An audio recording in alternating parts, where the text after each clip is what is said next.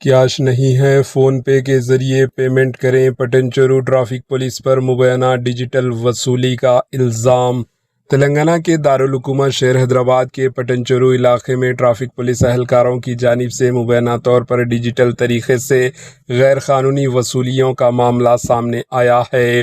مقامی دکانداروں اور پھل فروشوں نے الزام لگایا کہ نقد رقم کے بجائے ان سے فون پے اور دیگر ڈیجیٹل پیمنٹ کے ذریعے رقم وصولی کی جا رہی ہے۔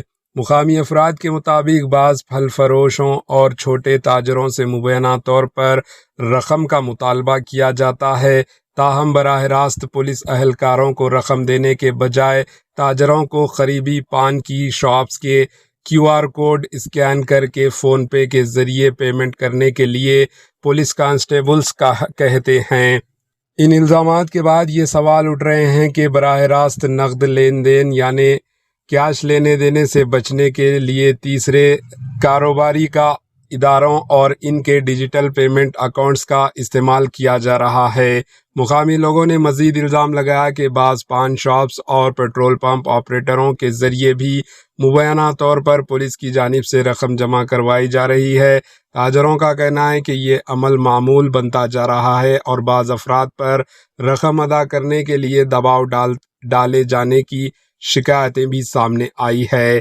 اس معاملے نے مقامی تاجروں اور عوام میں تشویش پیدا کر دی۔ لوگوں نے مطالبہ کیا ہے کہ ان الزامات کی غیر جانبدارانہ اور مکمل تحقیقات کی جائے اور اگر کوئی شخص یا ٹریفک پولیس ہو یا عام پولیس کانسٹیبل غیر قانونی وصولیوں کا دھندا میں ملوث پائے جاتے ہیں تو اس کے خلاف سخت قانونی کارروائی کی جائے اور انہیں سسپینڈ کیا جانا چاہیے، کیونکہ غریب لوگوں کی خون پسینے کی محنت کی کمائی یہ معمول لوگ چند سیکنڈ میں چھین لیتے ہیں۔ تاہم ان الزامات کے حوالے سے ٹریفک پولیس یا دیگر متعلقہ حکام کی جانب سے فوری طور پر کوئی سرکاری رد عمل سامنے نہیں آیا۔ معاملے کی مزید تحقیقات اور سرکاری وضاحت کا انتظار ہے۔ بتا دیں کہ آپ کے ساتھ بھی کیا کسی ٹریفک ماموں یا پولیس ماموں نے پیسے وصول کیے ہیں؟ کامنٹ کے ذریعے ضرور بتائیں۔ Bureau report AHN news.